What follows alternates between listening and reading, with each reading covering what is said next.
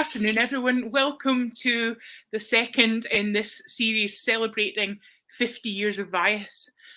Today we're going to be looking at the 80s, and I'm absolutely delighted to say that we have John OBrien here, and more of John as we kind of progress through the series, but it's my absolute pleasure to introduce John to you later. My name's Heather Simmons.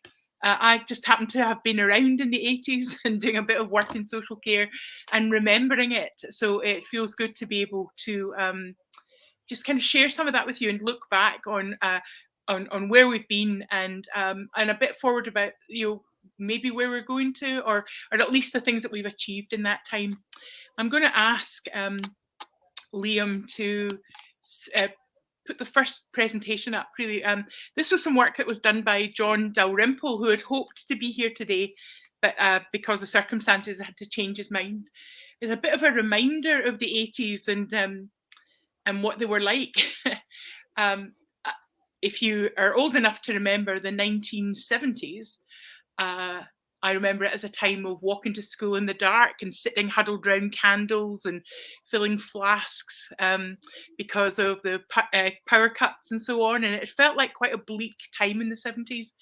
And John's got this slide up, and I think he's probably got his tongue in his cheek when he's saying, "Rejoice, rejoice, Britain in the 1980s," because actually by then we were absolutely within the grip of the government, the Conservative government. And so there was stuff to come, I tell you that. Liam, could you move on to the next slide for me, please? Thanks.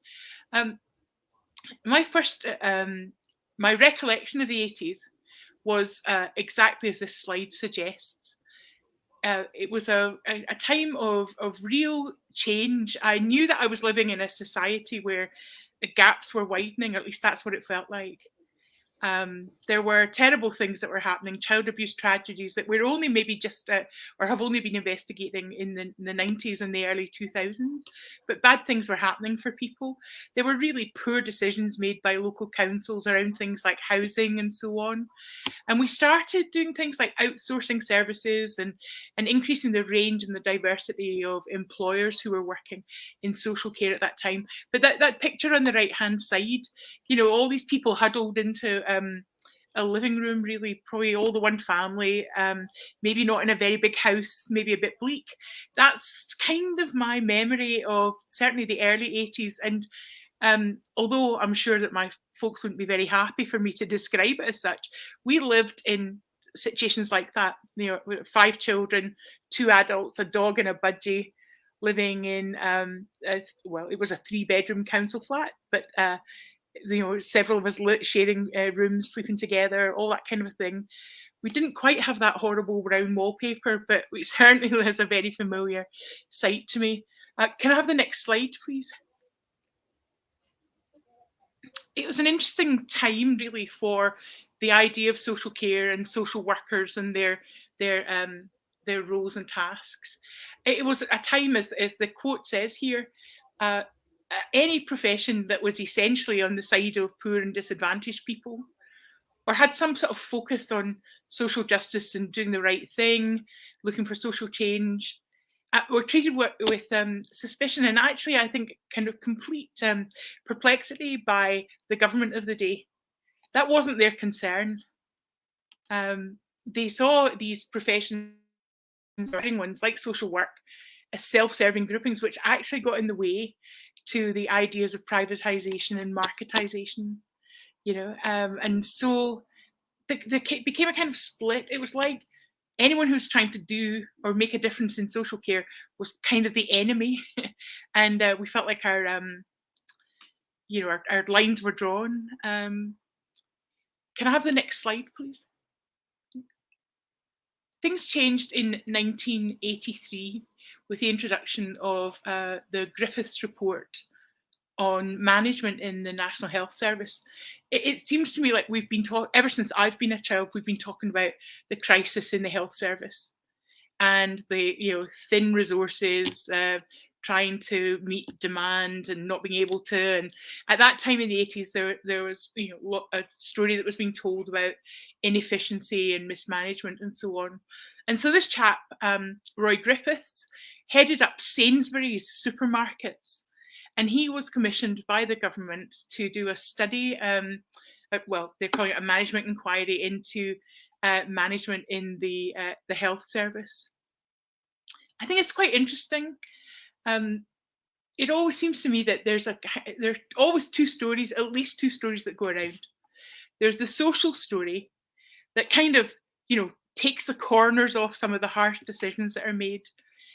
So what the social story was around the Griffiths Report was that it would increase efficiency and responsiveness and competence in the National Health Service. The changes that he wanted to make around management would do all of that. But alongside that, there was a story of tighter social spending that was all through the Western world, really. And so we got the story about being more efficient, more able to do the job, but there was an underlying agenda. If you think about maybe the most recent thing of the Big Society, I don't know if you remember David Cameron and the Big Society, where he told this story about neighbours helping one another and all of that kind of stuff, and how great it would be if we were all kind of saw ourselves as part of this big society. But in actual fact, it was a story that people were being set up to believe in order to, well, my view, to offset some of the challenges and the pain of the ideas of austerity and the policies of austerity that were to follow. So as early as the 1980s, and probably actually in the whole of history, this is how governments have operated. There's a story that makes something palatable, and then there's a story that says something about the reality of it. And Griffiths was certainly thinking that we needed to have better management structures in the National Health Service.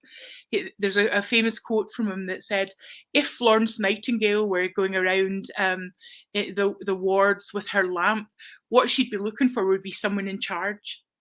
Because the NHS had seemed to be operating in terms of consensus. It took ages to make decisions. It took a long time to get anywhere. So Griffiths came in, and his idea of having general managers really was to begin to revolutionise that. And as I say, the promise was of powerful professions who were efficient, responsive, and competent. Can I have the next slide, please?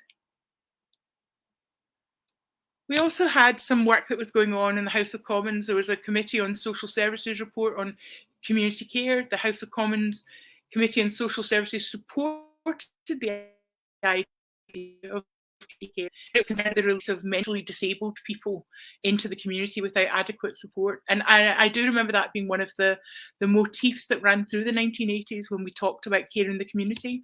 Everyone had a story to tell you about someone with a mental illness who had run amok in the community. And so there's quite a lot of scaremongering around. So the idea in principle was supported, but actually, again, another story that was going on that was about this concern about what would we do with these people who were in the community without adequate support, which I think is a great question, because one of the difficulties at that time was that people were simply released from institutions without support that was going to help them.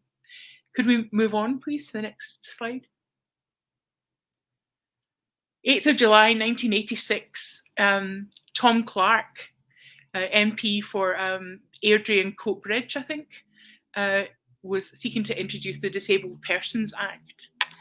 And this act was designed to address some of the failings in community care, the lack of adequate support available for people. The Disabled Persons Act laid out a legal duty on local authorities to properly assess the needs of a disabled person or for the needs of an individual who was caring for a disabled person. It made use of some of the services that had been established in the Chronically Sick and Disabled Persons Act in 1970. Daycare for people who were mentally unwell, discharged from hospital. Home as an alternative to institutions. There was a strong belief at that time that it was better for people to be at home than to be sent away from the people who loved them. There are a range of other aids that could be provided for people. So, homes could be adapted and modified and physical support provided for people. And then there was a whole business of representation that a friend or a relative could deal with the local authorities or the health and social services on your behalf. and a requirement that before people were discharged, there had to be at least 28 days. They need to be informed of that ahead of being discharged, where all of the arrangements could be made that would mean that they would be supported adequately when they came to their new home. But there was a big backlash about this. There was a thought that it would cost about £100 million, and MPs were in general very unwilling to meet that. So the bill was somewhat sabotaged. At least that's my memory of it. Can I have the next slide, please? Back to good old Griffiths, who then did another report on the community care and agenda for action. So he was talking about the development of community care and talking to about what he saw as a lack of progress. And he said that that was down to the lack of leadership and responsibility of the people who were at the top. Is there another slide? Thanks. Now, running alongside all of that stuff, there was the ideas that were being presented and talked about and developed by John OBrien, and often in partnership with Connie Lyle O'Brien, his wife. The 5 service accomplishments, one of the first pieces of training I ever did when I worked in social care. And it really transformed the way that I thought about things, because it helped me think about what good might look like and what it might mean to be able to create good when we were working in services, and to work with people in a way that supported their presence in the community, supported their participation, encouraged valued social roles, promoted choice, supported contribution. And John will talk more about that as later on in the presentation. So that was the 80s. It was a weird time, I remember. I remember it being a time of, constant vying, and, it seemed like we made some progress and then it would be taken back. And also a series of stories that reinforced these ideas of people with disabilities or mental ill health as being folks who were problematic in our society. And it was difficult for ordinary people, I think, who had no experience, to get on board and support the ideas of care in the community and support the ideas of change. Now, someone who has benefited from, or at least experienced and lived out some of the changes that John's talked about, but also been talked about through the history of social care, has been Jordan. And we're going to talk a bit about Jordan's journey, if you like, through the whole social care business on the road to independence. And it kind of starts for him in the 1990s. But what he's living out are the things that John talked about in the 1980s. Community presence, choice. He attended a mainstream school. He was with other kids who were just typical kids in his neighborhood. He got the opportunity to exercise some choice. And again, this sort of constancy of his community presence. He was attending hospital appointments. He was receiving operations. But he was there. He was there in the community. He became a Rangers season ticket holder in 2006. Depending on where you are on the football divide, that might not be such a super achievement, but for Jordan, it was massive. And he was there with other fans, cheering his team on. Yeah. He started moving into work, and that idea about competence and choice were there for him. He started mainstream college. Again, community presence, choice, competence. He was there. He did a national certificate in administration. He started going out and about, chatting with friends. He got into relationships, and again, present in the community up to 2010 when this timeline was completed.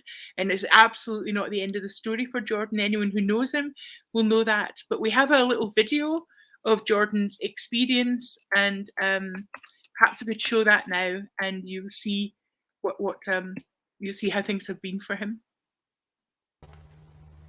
Hello, my name is Jordan Allan, and I am a Service Quality Director for VIAS Scotland. I wanted to take some time this morning to tell you about my journey so far. I want to tell my story in terms of milestones that show how the opportunities that I have helped me to achieve the 5 accomplishments developed by John OBrien. So I attended mainstream school from 1996 to 2009. I then attended several hospital appointments from 2003 to 2009. I received several operations between 2003 and 2009. I became a Rangers season ticket holder in 2006, and I still have my season ticket to date. In 2009, I started a moving onto work course and a work placement. In 2010, I started mainstream college and NC in administration. In 2010, I started going out clubbing with friends. In 2011, I started a HNC admin course, but I left as I had no support. In 2012, I started a 6-month job with Capability Scotland and then a work placement with Barclays Bank. In 2013, I applied for the admin assistant post at Values into Action Scotland. In 2013, I completed an SVQ level 2 in business administration. In 2014, I visited Prague with colleagues. Also in 2014, I became a quality checker with VIAS. In 2015, I completed an SVQ level 3 in business and admin. In 2016, I met my first girlfriend and went on my first holiday abroad without family. In 2017, I split from my first girlfriend. Also, in 2017, I met my current girlfriend. In 2018, I completed the Partners in Policymaking course. And also in 2018, I carried out a review of the day services in my local authority. And then I became a consultant at VIAS. In 2018, I started attending yoga with my colleagues. And in 2020, I applied for a job as Service Quality Director with VIAS Scotland. So some people encouraged me, but some thought I should stay at VIAS. However, I applied, and then I started as a Service Quality Director with VIAS Scotland in 2020. Also that year, I bought my first house and moved out of the family home. In 2021, I became a director with the Association of Quality Checkers. All of this has helped me to achieve respect, community presence, competence, choice, and relationships. So that is my story, but I want to now take you back to the review that I did in my local authority in 2018, where I met lots of people as part of the review. What struck me is that the story I heard from many was so similar to each other and very different to my story. This is what I heard. So what we found was that people attended special school, primary and secondary. They attended the day centres and they did activities at the day centre.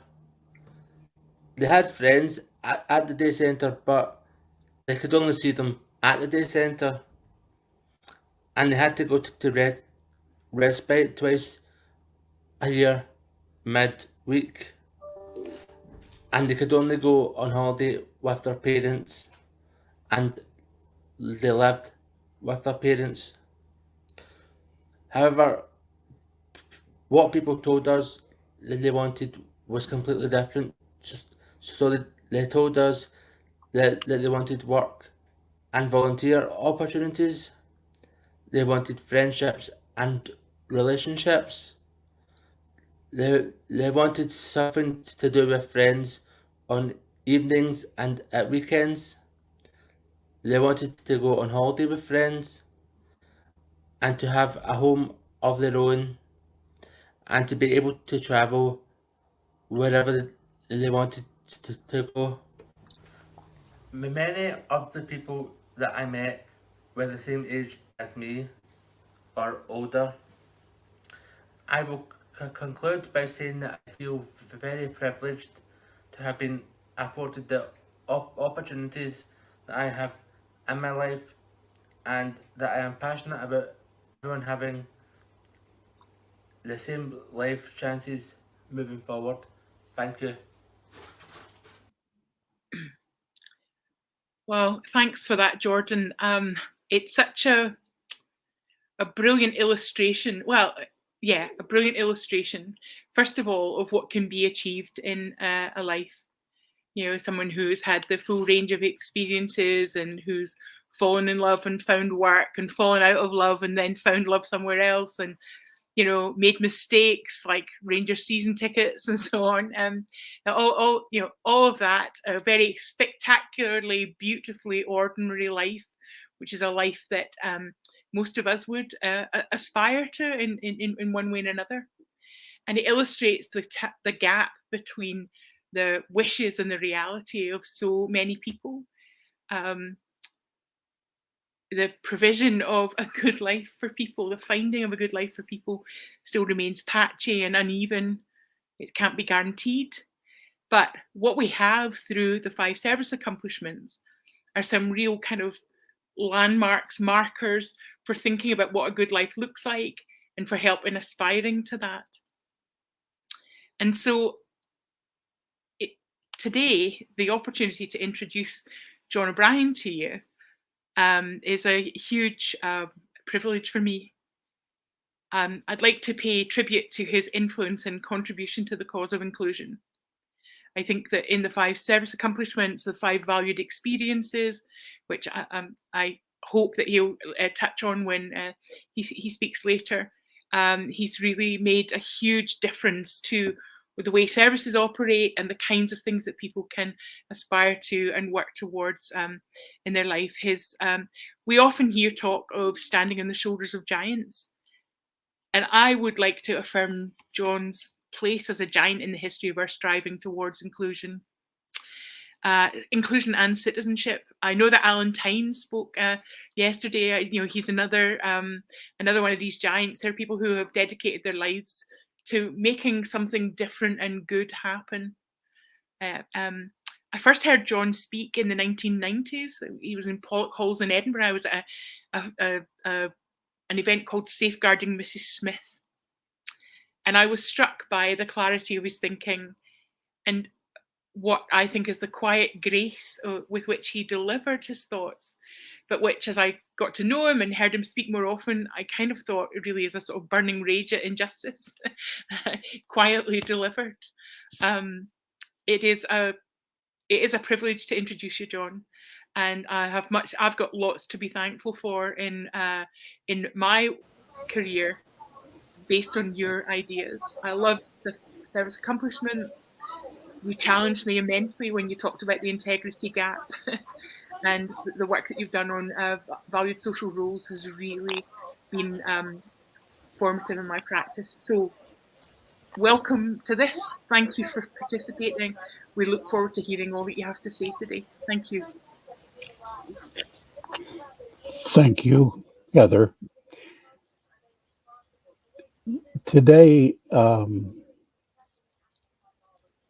I think maybe I sort of symbolize some of what happened to VIA and the network of people around VIA, or CMH as it was in those days.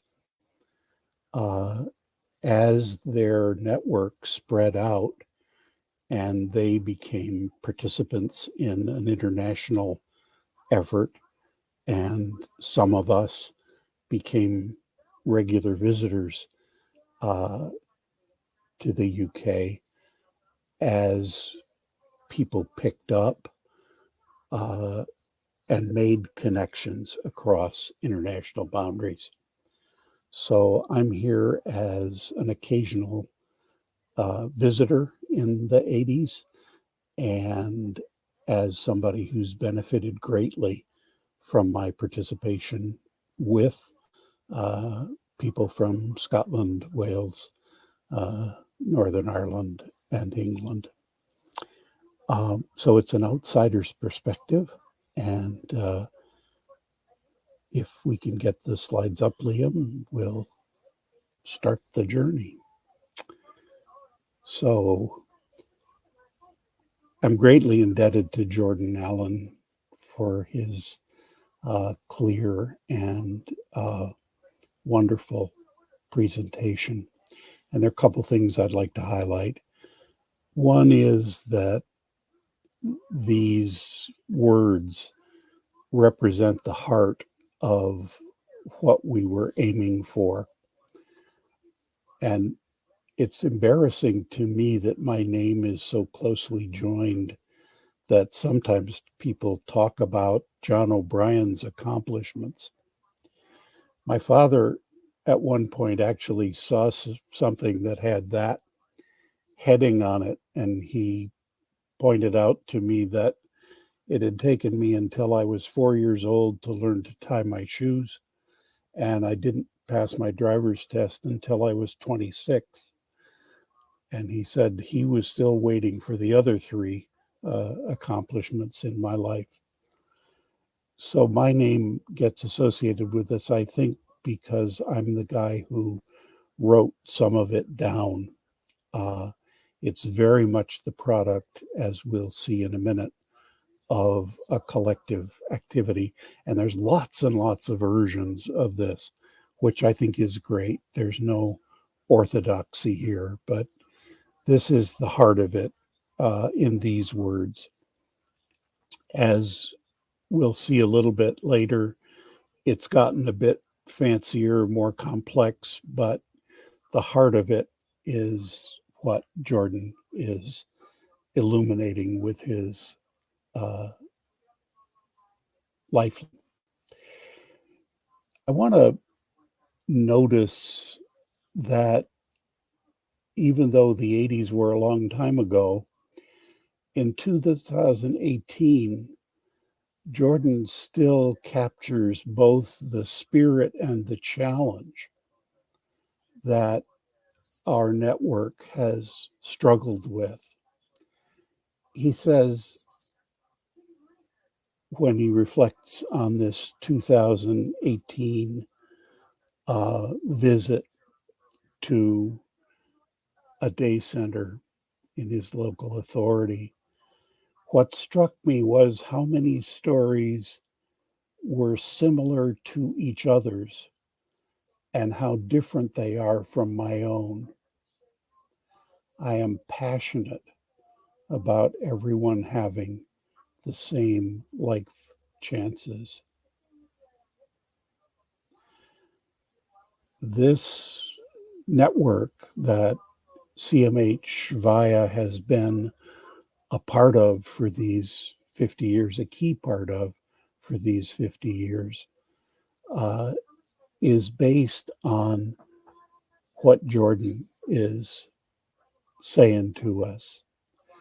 It's based on observing people's current reality, listening to what they want as a desirable future, and bringing passion to the process of moving into that future. And it's also a bit sobering that, or more than a bit sobering, that not only are we still seeing the same kinds of differences, the same kinds of the people in service stories are very similar to their own, and they're a great distance from what they see as constituting a good life. That's still with us through the whole 50 years. And so a big part of what I want to do today is just share my memories of what created the reality that those statements of accomplishment capture or try to capture. And the heart of it is passion. This is my friend Judy Snow, the first person in Canada to control an individual budget and to be the designer of her own support system. And one of Judith's many wise sayings concerns a great question. She says, a great question refuses to be answered, and so it keeps leading us into deeper connections with each other and into deeper thinking. A great question refuses to be answered, and so it keeps leading us into deeper connections with each other and into deeper thinking. In the 1980s, for me and for a network of people across international boundaries, the great question was, how do we organize public resources for the greatest benefit to people with learning disabilities? And Heather's reminder of Sir Roy Griffiths, for example, in his 2 reports, or the Thatcher government's successful attempt to generate a massive and profitable market in residential care, defined policy answers. And inside that, a network of activists, family members, people with learning disabilities, managers, service providers, clinicians, academics, advisors, teachers, trainers, all manner of people found connection with each other, started to find ways to work together. And CMH VIA is one instance of that kind of creation. They're a really key zone in that little network over there. And Connie, my partner, and I were a part of a network with similar values and similar interests that came together as people from the UK began, as we heard yesterday, began to visit North America, began to visit Canada and the US, in search of new possibilities. So this network grew, and it's out of this network that change happened, even inside a policy climate that called for resistance. So this is a group of people who come together only out of their freedom. You can't be assigned to this. You can't be hired into it. You have to feel a moral commitment, a sense that the gap between what's possible and what is happening at the moment is intolerable, and a willingness to stick with it.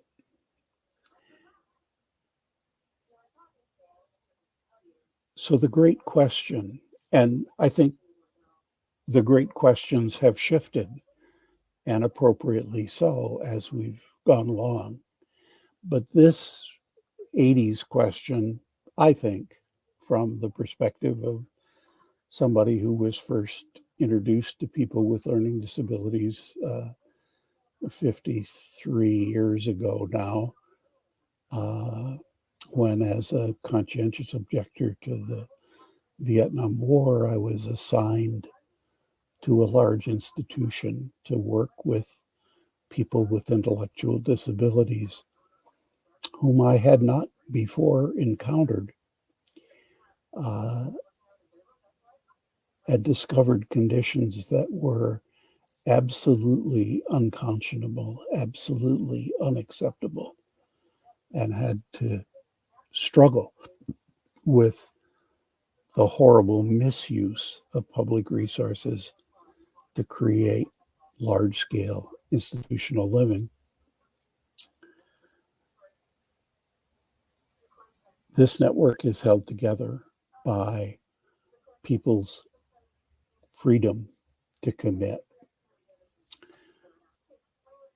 And this question hasn't really gone away as Jordan's visit to the day center suggests. So we've got other great questions now, and that's terrific.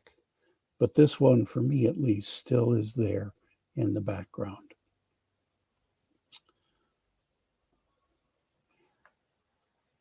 I apologize for these slides. There's something weird about the way the StreamYard is handling them.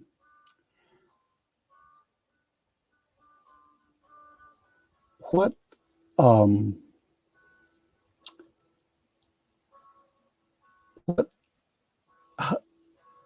this network's driving forces were may be of actually some use to us today.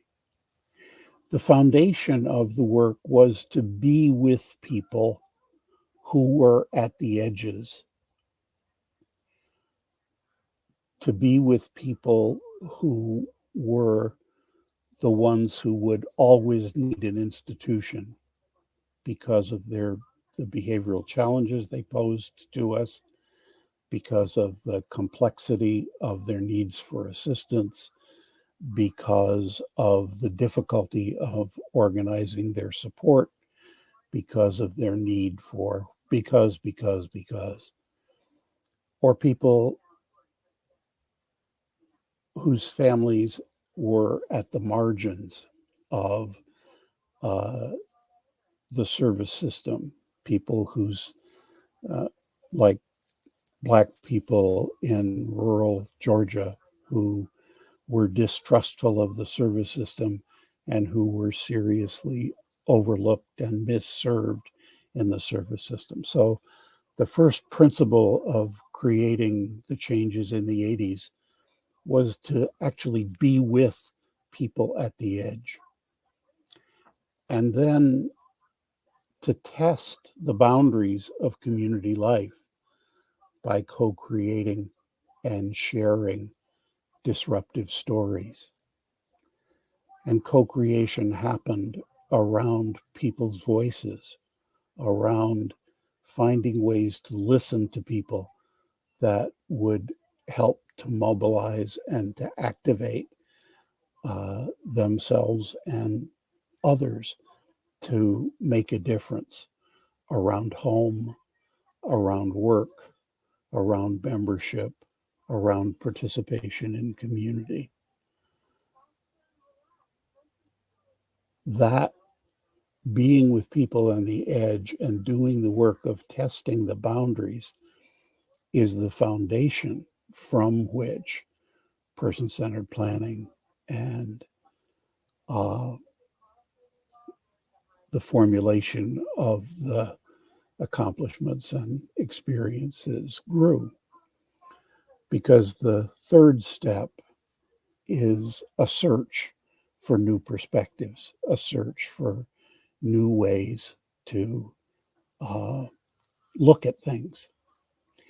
And one of the things that Wolf Wolfensberger brought us to this network is a recognition that a service tells a story.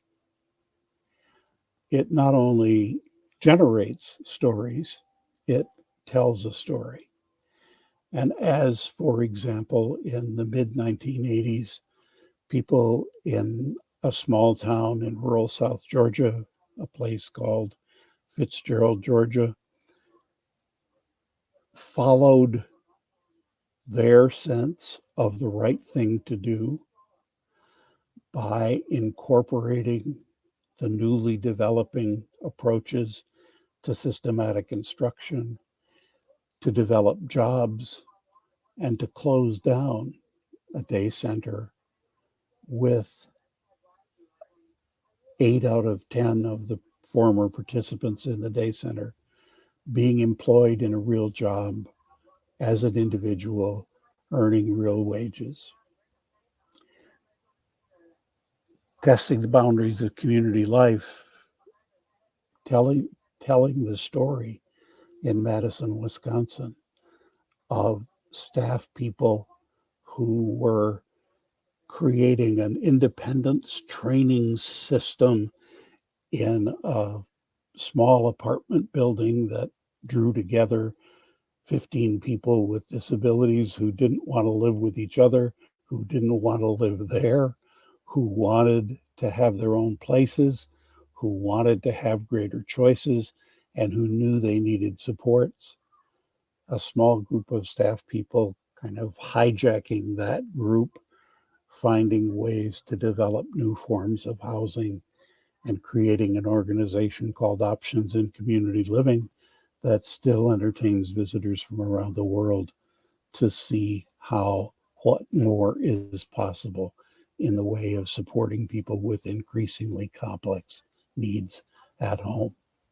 So another bond or source of bonds and direction for this network developed around PASS 3, Wolf Wolfensberger and Linda Glenn's effort to operationalize the principle of normalization. And this is actually how Connie and I found our way to the UK and found our way to Scotland for the first time. Our contribution was to help Paul Williams and Alan Tyne and a growing group of colleagues, a growing group of network members to use and to teach other people to use PASS training and PASS activities to form small groups who critically reflected on the effects of service culture and structure on dignity, development, and social integration. So this balance that happens when we choose to be with people at the edges, when we choose to test the boundaries of what more is possible, when we choose to search for new perspectives. And when we have a mechanism for working hard together to critically reflect on the effects of service structure and culture as it's happening on the ground with people who are at the edges, that helps us to see that the institution is far more than a geographic site. It's far more than a collection of buildings. It's a mindset, it's a culture, and it is sticky as hell. It links to, it fastens onto people, and it does so without awareness. So a lot of the network consisted, both in the UK and around the world, of those of us who were actually stuck in the middle of resisting the recapitulation, the recreation of the effects of institutionalization in new and smaller settings. So we discovered by being with people, by going to observe, to listen,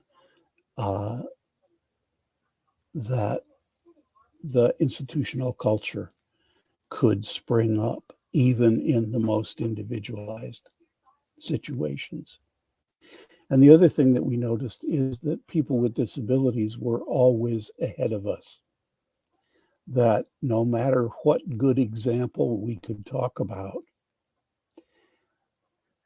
there were people with disabilities, families, and allies among staff who were ahead of that, who were stretching the boundaries. And so we needed something that to invent some things that helped us to keep growing, that helped us to overcome the tendency to underestimate people with disabilities and to underestimate where the boundaries of community life are permeable. So let's hope the next slide isn't badly wrecked. Okay. So the 5 accomplishments didn't come from a research project at a university, although many things that were of great benefit to people with disabilities and their colleagues did come from research done at university settings. The work of Jack Tizard was mentioned yesterday, the work of my friend Mark Gold with opening the world of work to people with substantial needs for assistance. Lots and lots of good things have come from that way of knowing, but that's not where our way of thinking about valued experience and service accomplishments came from. It emerged from being with people at the edge, from working to make real changes that touched people's lives. So service system innovations that support choice and engagement in community life emerged, influenced by this network, as people began to find space in their own roles or make changes in where they worked so that there was more opportunity to make a difference. Each member of the network was challenged to find a way to do something that would make a difference with whatever assets and resources were available in their role.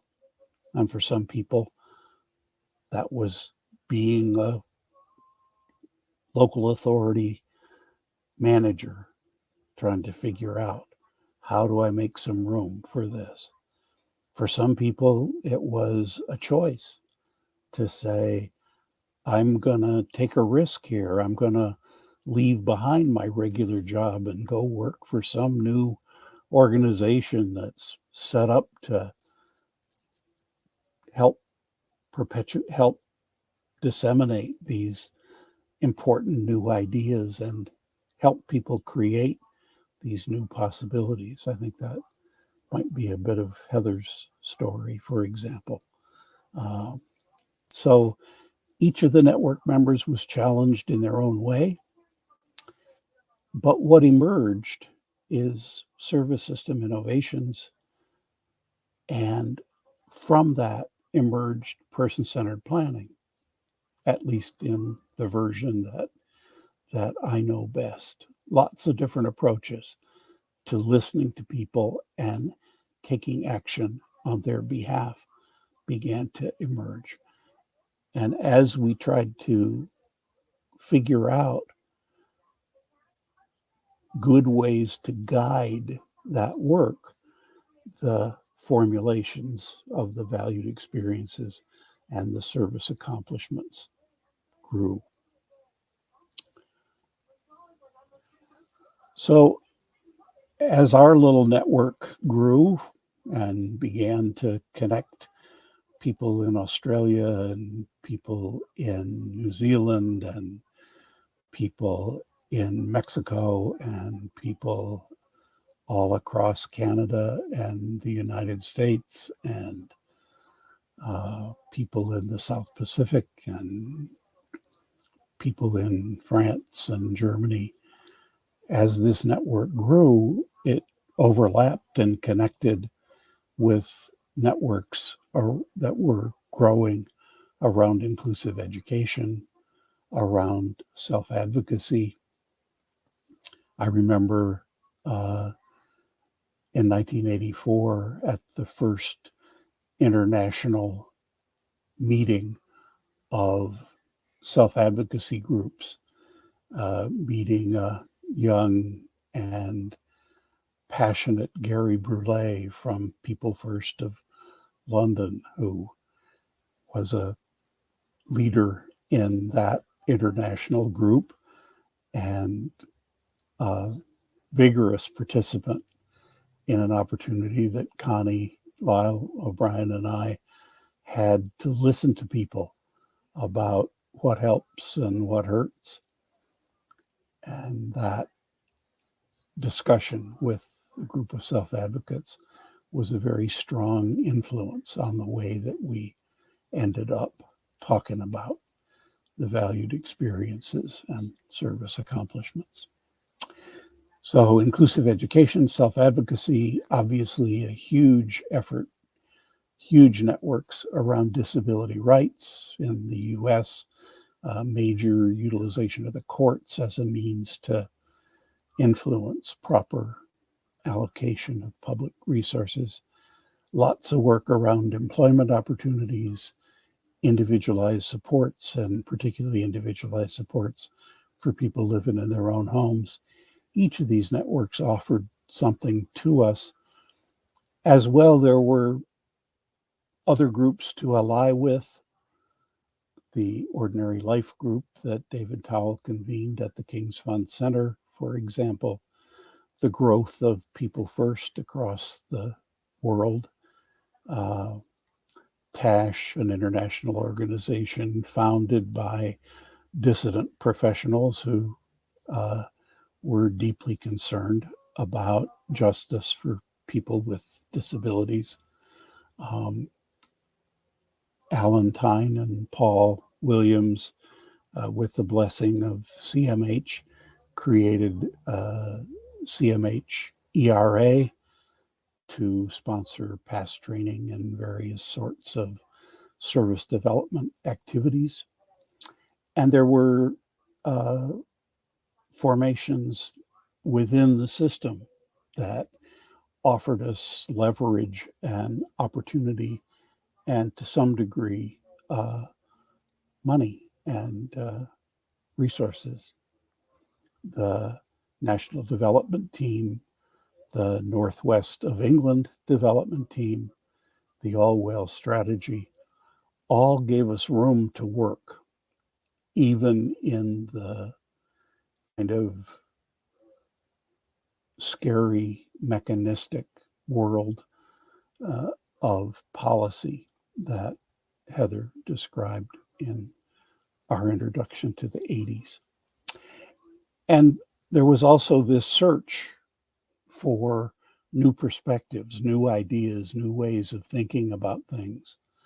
They ranged from pretty simple things like the benefits of graphic facilitation and thinking carefully about how people could participate together in thinking together.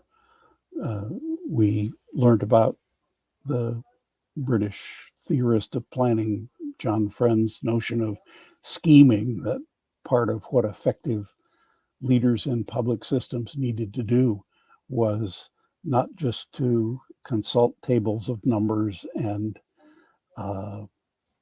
high-flown policy documents, but to actually get engaged with people and scheme.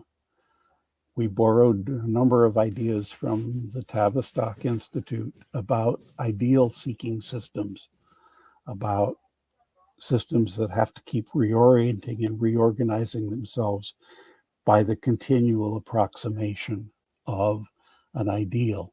It's where you don't ever get there. We drew a lot on work that had to do with learning organizations, partly to be able to criticize and to avoid being trapped by the story of general management, by the Griffiths story that suggested that there was a sort of mechanistic form of management that by working tough on metrics, numerical metrics, quantitative metrics, we'd get the job done. And very importantly, we ran across the work of John McKnight and his colleagues around asset-based community development and began to expand our perspective about what was possible. And all those different perspectives and many more continue to shape what we're doing. So now just a quick update, about a 10-minute update on where this stands in my mind today. And it's really important that I repeat that this is not in my mind, or anybody else's, I think, an orthodoxy. This is not the right way to say it. Jordan's way of expressing the accomplishments is good enough to make deep and significant change. But this is what it looks like today for me. We decided that it was an error. We had made an error by talking about accomplishments. We initially were thinking about what services would try to accomplish. And we discovered that it was easy for people to get that mixed up in the world of goals and people working on things that staff people assigned to them, that you could get confused and think that what people with disabilities had to do was to accomplish something. And we simply don't believe that. What we do, so the formulation is about where services are aiming and what we're trying to do with our best efforts at making a difference in people's lives.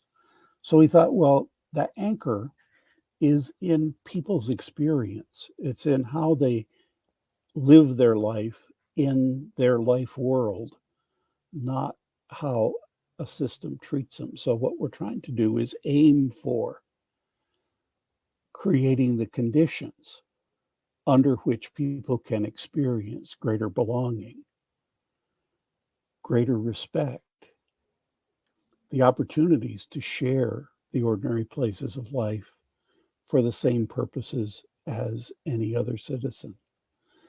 The opportunity, very importantly for us to contribute, and the opportunity to choose and to be in control of your life. And those are, in our way of thinking about it, ideals. We hoped that most people would recognize those 5 as important to a good life. But there's nothing to say that they're the only things that create a good life. Just that we knew that without sustained intentional effort, each of these valued experiences are very likely to be diminished by people who use services. They're likely to be diminished the more a service is managing your life, the greater the risk to all 5 of these experiences. That's why it's so vital that services not colonize people's lives. We also thought without intentional effort, they're likely to be diminished. We also thought they form a whole, right? They each strengthen and constrain each other. So the wider your network of belonging, the greater your support to make a choice that requires a change. The greater your sense of the gifts that you can bring to community, the greater the opportunity to experience valued social roles and to contribute. So these things, in our view, make a whole. You don't kind of work on them one at a time. You want to think about. So this becomes a perspective from which it's possible to ask questions. Another thing that became clearer to us as time went by is that communities have a massive amount of work to do if all people are to experience those valued ideals of belonging, respect, presence to one another, contribution, and choice. So in order for that to happen, communities have work to do. And that work involves seeing and supporting capacities that have been invisible because of the way people have been served, because of the way people have been treated. So seeing and supporting capacities, accommodating differences. People are only going to be able to be present to and participate in community life if we get increasingly artful at physical and social accommodation to differences, whether those differences come as a function of culture, of personal history, of immigration status, of disability, wherever they come from. We need to get better at accommodating differences. We need to be purposeful about creating inclusive stories together, about figuring out how to be a workplace that welcomes people who require some customization in their work responsibilities and support. As people make choices, there will be conflicts. It's inevitable. So our communities need to learn better and better ways to resolve conflicts. And critically, we need to promote interdependence. This goes to Heather's point about the big society, right?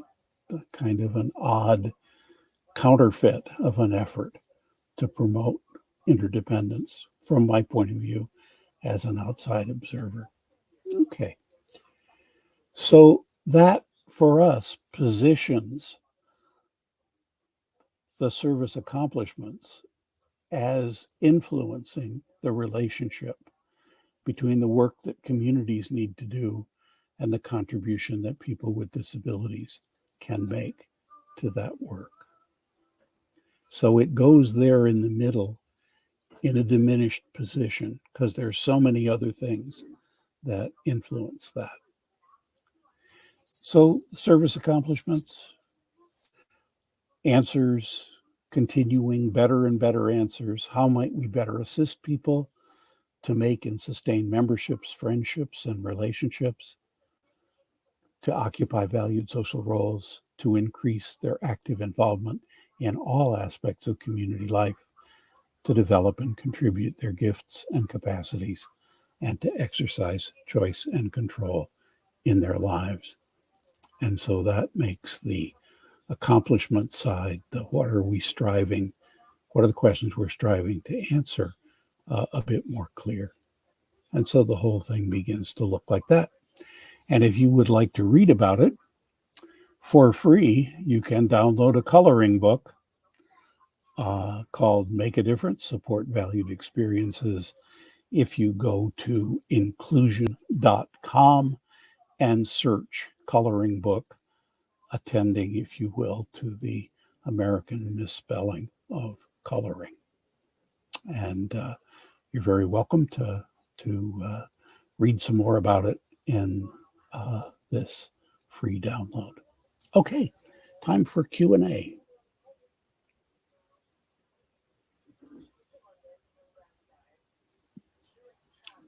John, thanks very much. My understanding is that Liam's going to ask us the questions, and you're going to provide the answers. So that's fantastic. That seems like a good deal. Okay, thank you so much for that. It's so clear and helpful. Yeah, thank you. Right, so we have a lot of questions for you guys. So we got quite a lot. So without further ado, let's begin then. So our first question comes from Norma Curran. And obviously, take it in turns, whoever wants to answer the questions. So either it can be Heather, it can be John, but the first one is, who inspires you?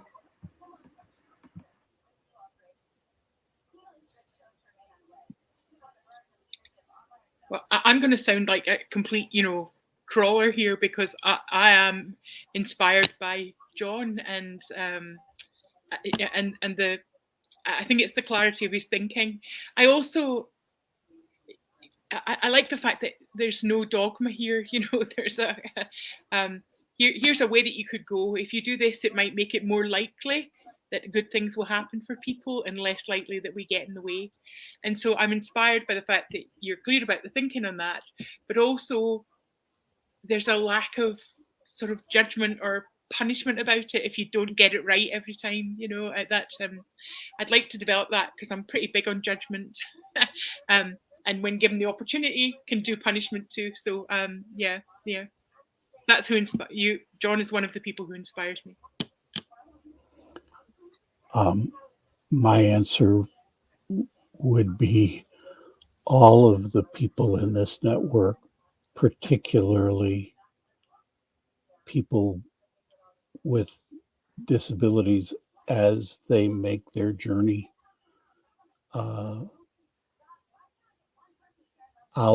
of the colonized, controlled, socially excluded status that we still tend to impose, particularly on people with more substantial needs for assistance. Their families, their allies. I still have the opportunity to see and to touch and be touched by those experiences that happen when you be with people at the edge. Can I just ask another question about that?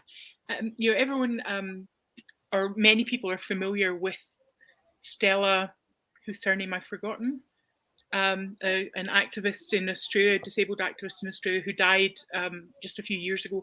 And she talked about inspiration porn and that she didn't want that people with disabilities didn't want to be our inspiration or our. What do you think about that, John? I mean, yeah. Well, it's possible to make pornography of almost anything.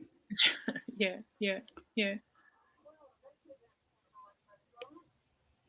It seems to me that one of the really helpful streams in our situation in the 20s and teens is a group of people who are claiming a completely different story about disability. And Stella's one of those people. Yeah. So I think she makes a critical contribution. Mhm.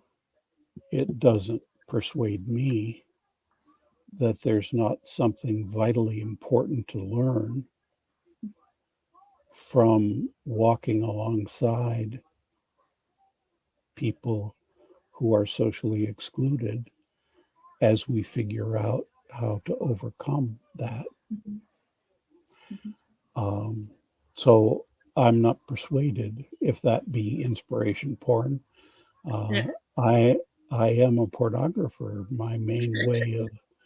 My way of teaching things is to tell stories about Mhm.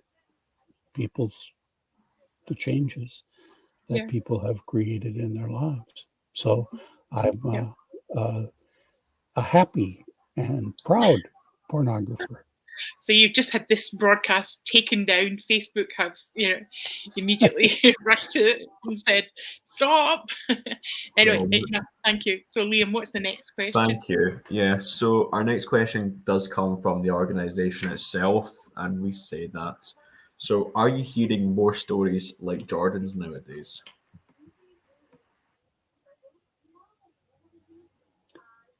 Yes. One of the inheritances of eugenics is the tremendous over-inclusiveness of the diagnosis of learning disability and autism. I think we captured in the in England at least, pardon my ignorance of Scottish law, but in England at least, we captured a massive number of people in the net of the Mental Deficiency Act of 1915, right? All kinds of people with unbelievable competence who just had a little difficult with abstraction or, were having struggles with different ways of knowing or whatever, got scooped up in this giant net, excluded from school and so on. So lots and lots and lots of people are living really great lives. And I think that's terrific. I'm still really worried about the people who end up in the ATUs in England, for example. I worry a lot about the number of people who are slipping into nursing homes, partly because the tremendous competence and articulateness, how clumsy a word, of people like Jordan can take our attention away from the people who continue to be slipping into institutional circumstances. Again, often in individual placements with 2-to-1 staffing. So, yes, I'm hearing more stories like Jordan's, and I am very happy. But I am also really worried that those stories not obscure the situation of people whose requirements for assistance easily slip them into institutional arrangements. From my point of view, we see and meet people through the big plan who have spent some time, thinking about what the future might look like for them and what might be possible for them. And there's absolutely no doubt that they have aspirations like Jordan's, to work, to live in their own place, to have relationships and so on. And it's all very exciting to start with. And then something seems to happen. I don't know whether it's the move from school into adult services and then all the impacts of lack of funding, and I know funding's not everything, but sometimes a wee bit of money and support can make a huge difference. And I think maybe sometimes still a bit of a lack of aspiration in some adult services. So people dream and then it's a bit squashed. So I think there are more people living lives like Jordan now, but nothing like enough. It's not a guarantee. Yeah. Okay, thanks, guys. So our next question comes in from David Ross, and he says, so it's a question for both of you, and he says, so what got you into, this sector?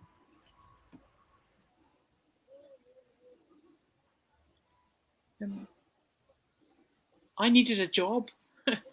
I was a failed Church of Scotland deaconess, and then failed my, I went to university as a mature student, and I failed my final degree exams and failed the resit.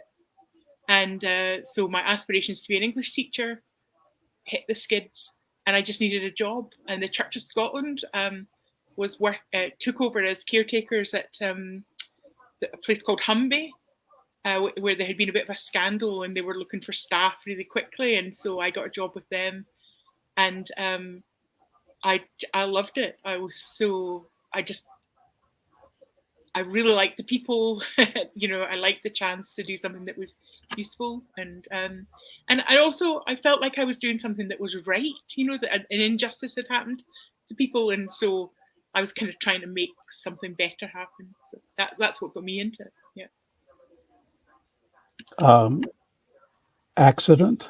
I wrote a doctorate in philosophy and was expecting that would be what I would try to figure out how to make a living with. And my country was engaged in an unjust war in Vietnam, and I thought that was a bad idea. So I finally achieved conscientious objector status, and that meant that the draft board assigned you somewhere where you would not be able to earn any money and would perform service that had actually slightly punitive overtones. My relationship with my draft board was pretty strained. So they sent me to this big institution partly to kind of punish me. And I thought I would do my 3 years and get back to doing what I was doing before, and I never got back to it. So, total accident. We owe it all to Lyndon Johnson and Richard Nixon. God bless them. Yeah. Thanks for that, guys. And our next question comes in from The Life I Want, and they said, who or where do we see the most progressive pieces of work being carried out? Do you have any favorite examples?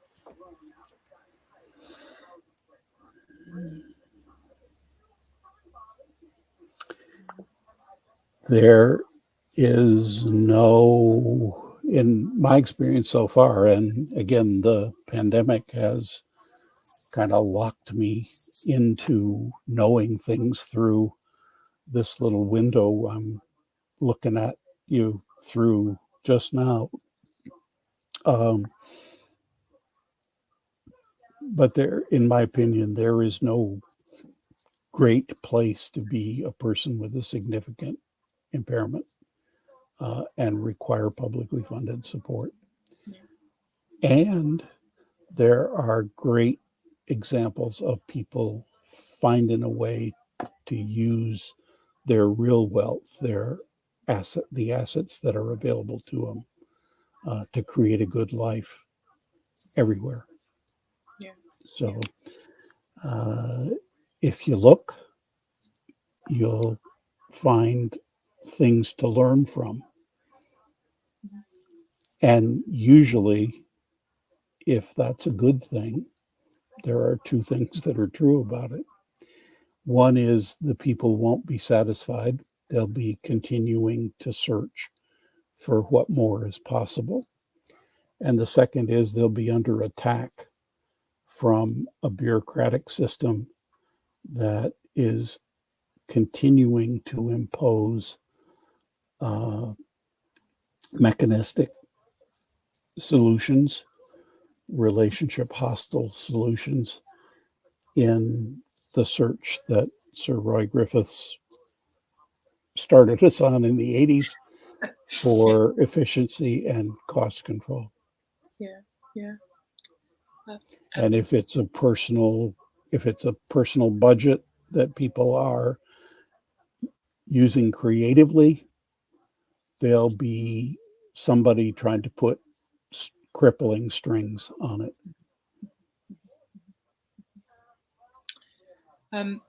I think I absolutely agree with what you're saying about there's nowhere that's got a handle on it. I would say if you've got the chance and we're interested, that it's worth looking at the West Australian Individualised Services website, because they have some beautiful little videos of people living in country Australia, really remote places where there are no services, and folks have relied on their networks and communities and brought their contributions and their gifts. And there's the videos are very encouraging, but again, it's against a background of a lot of difficulty and a failure often of failure, but a difficulty in providing what people would immediately think of as services. But they're John, what's that series called? I've forgotten it. Leanne's is it called something, The Lives We Lead?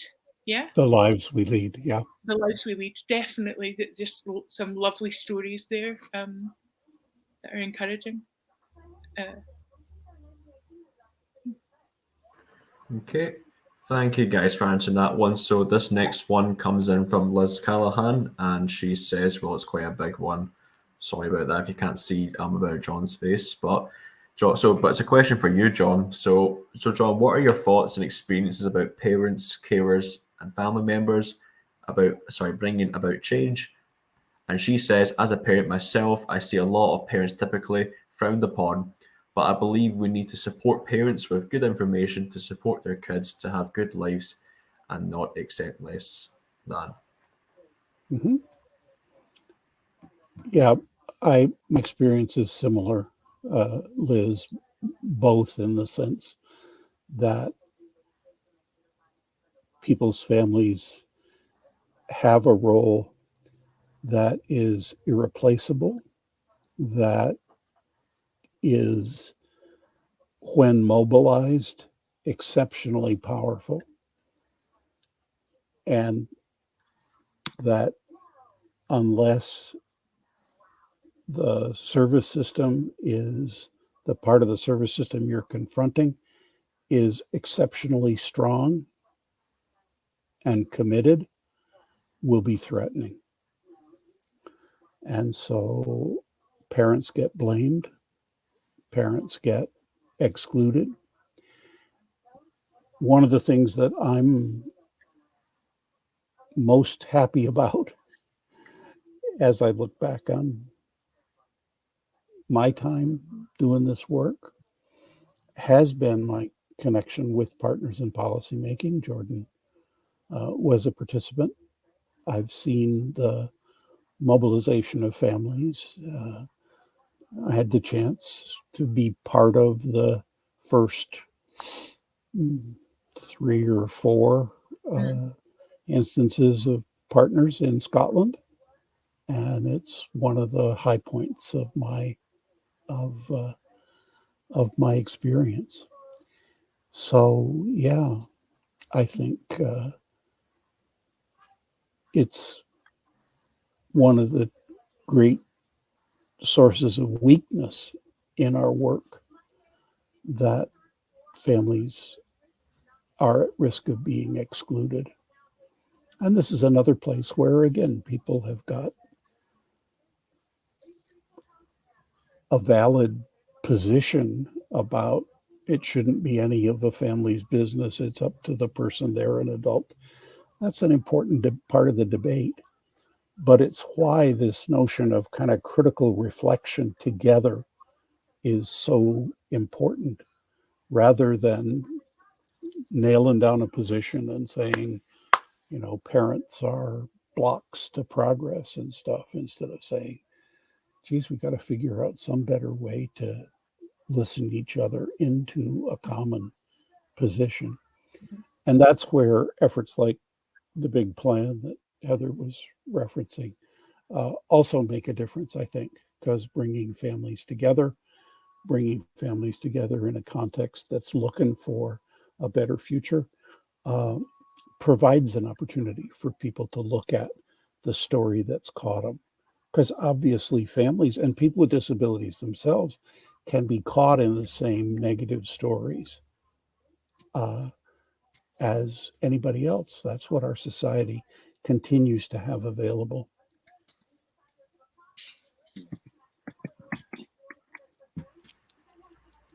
Okay, thank you very much for that one. We've got one more question. Well, we've got a few more, and then we'll go into our closing statements. So our next question in comes from Davey McDonald. And he says, what's another question for you, John? So you're very popular tonight, it seems. So obviously, so hi, John. So obviously that's supposed to say you're, I'm guessing. So what's your thoughts on sheltered workshops? I think they represent the best answer that the 1950s had to the situation of people with disabilities. I think 70 years later, we can do better. And so I'm a pretty strong advocate for working out how to move away from congregating people and increasing individualized support. I think that paid work offers what many people are interested in, and what can give people a context to shine. It can also be exploitive. That's why I think it's always good to look through the lens of the valued experiences to say, does this job offer the person some kind of meaningful social role, the respect of a good social role? And does it offer a genuine opportunity to contribute? And is it fair in terms of the way in which the person's rights are observed and vindicated? So I have a number on my shelf of bricks from closed institutions, and I have a bigger number of artifacts from the closure of sheltered workshops, and I'm proud to have been a tiny part of all those different occasions.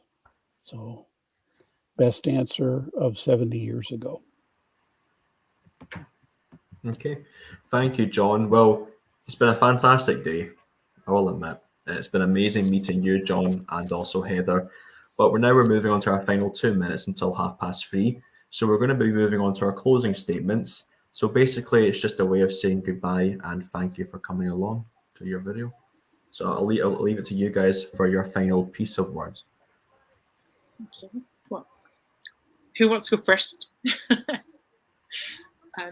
I guess I want to say thanks very much for this opportunity. I want to thank John Dalrymple for not being able to be here, because it's allowed me to do it. It's been just really fascinating to think back and to see how far we've come, and to see the places where we're still stuck, and a real pleasure and privilege to hear John speak and guide us through that thinking. So thank you all for coming. It's been a real privilege to be here. I appreciate it, and thanks, Liam, for being so slick with this StreamYard thing. It's pretty amazing. Thank you very much. That means a lot. Thanks, Heather. Yeah. Okay, so John.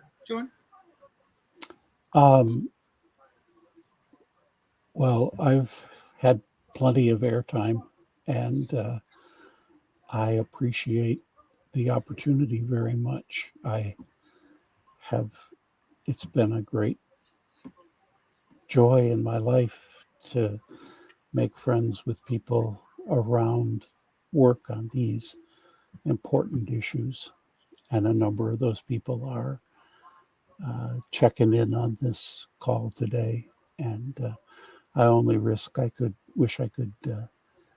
see you more closely and more personally.